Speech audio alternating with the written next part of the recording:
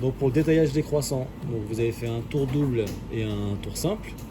Vous avez disposé votre pâton au surgélateur environ 15 minutes, puis stocké au frigo jusqu'à utilisation. Voilà, donc il peut rester une demi-heure au frigo sans problème.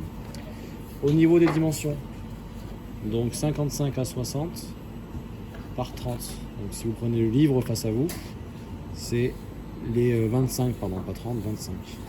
Donc on commence par les 25. Livre face à soi, on commence par les 25.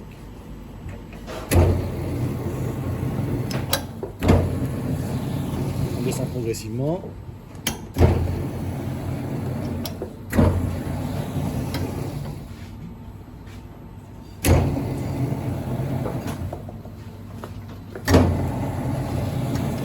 On vérifie à l'aide du mètre. Voilà, donc 27 environ, ça suffit. Un quart de tour. Et là on va chercher, on peut tirer un tout petit peu pour avoir quelque chose de rectangulaire. On va chercher les 55 à 60 cm maximum. En descendant progressivement aussi.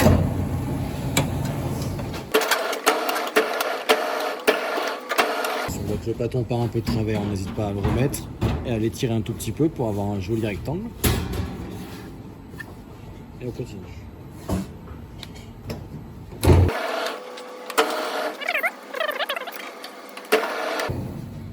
Tant que la pâte est froide, elle ne colle pas. Si elle commence à coller, il faut fleurer, mais c'est qu'elle commence à se réchauffer.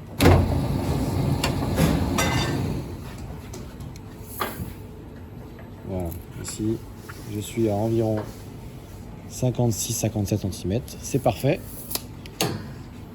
Ici on s'est récupéré une plaque inox qui sort du surgélateur à l'instant, donc elle est très froide. On va plier, on la baisse en deux, la disposer sur la plaque inox qui me fera une surface froide pour pouvoir travailler sur mon plan de travail. Donc la pâte à croissant est bien froide, on va pouvoir commencer le détaillage. Donc pour ça, on dispose bien la plaque pour couper légèrement pour avoir un joli rectangle. On coupe le moins possible et surtout bien droit. Les chutes qu'on fait, on est autorisé à en faire un tout petit peu. Il ne faut pas hésiter.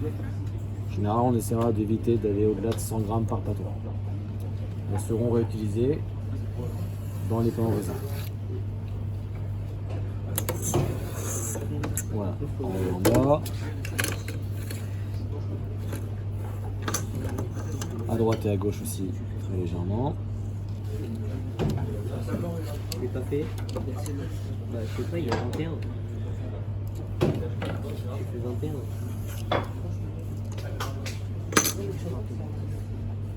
Ouais, les chutes là, on les garde bien à plat.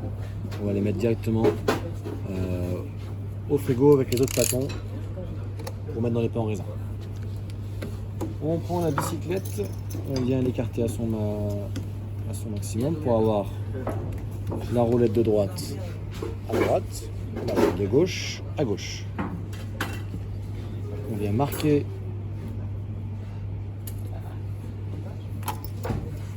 à l'aide de la bicyclette pour avoir 6 rectangles de même longueur.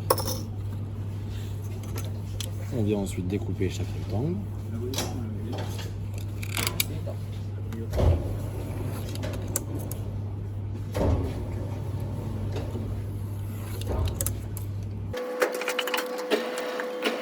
Après est divisé en deux pour obtenir les 12 croissants.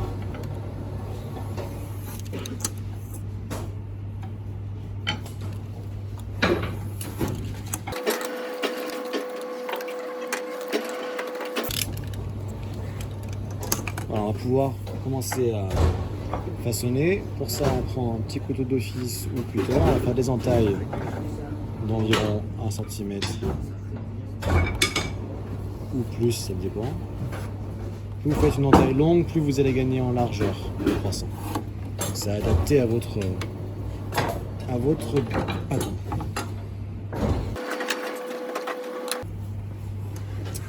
Pour prendre les croissants un à un, vous étirez un tout petit peu, comme ils sont un tout petit peu rectangles.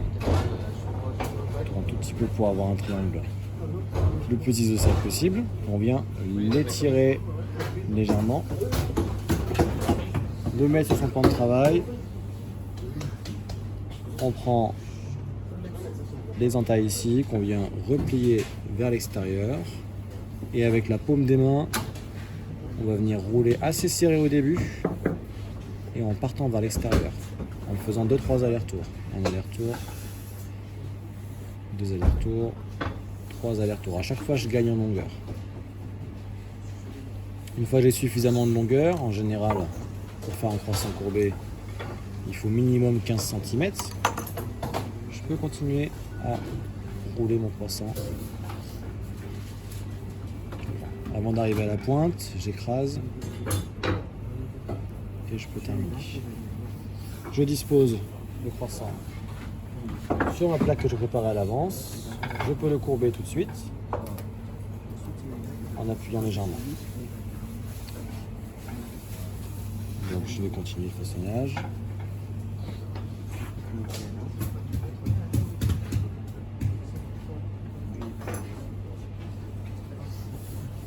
Des allers-retours, 3 allers-retours, ou 4, ça dépend vraiment de votre pâte. Il faut qu'elle soit toujours froide, gardez bien ça en tête.